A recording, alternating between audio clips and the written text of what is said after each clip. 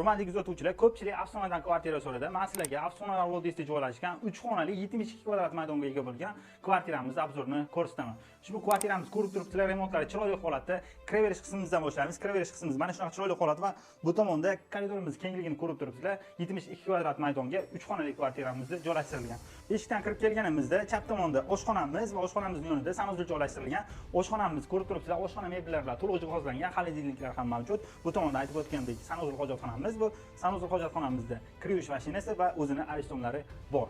Koridor qismimizdan bu tomonga yurib kelganimizda ko'rib turibsizlar, televizorlar mana bu tomonga joylashtirilgan. Bu tomonda ko'rib turibsizlar, mana shunaqa chiroyli bloklarni o'rnatib qo'yilgan. Buni mehmonxona sifatida ishlatiladi. Va mana bu burchagimizda bolalar yotoqxonasi, ya'ni detskiy xonamiz bo'ladi va buni yonida kattalar yotoqxonamiz joylashtirilgan. Kattalar yotoqxonamizni to'liqligicha mebel jihozlarga ega va ushbu mehmonxonamizda o'zini balkonlari ham bor. Ushbu mehmonxonamizda o'zini konditsionerlari ham mavjud, uning yonida Wi-Fi-larni ham o'rnatib qo'yilibdi. Ushbu kvartiramiz to'liqligicha aqlli kachol bilan isitish tizimlariga ulangan. Ushbu kvartiramiz kommunallarga keladigan bo'lsak, gaz suv svetdan umuman muammo yo'q. Hujjatlaringiz o'z joyida. Narxlarga keladigan bo'lsak, egalar nomerlarini video ostida qoldiramiz. Kelishuv asosida bemalol baraka qilishingiz mumkin. Namangan video kanallarimizga obuna bo'lishni unutmang.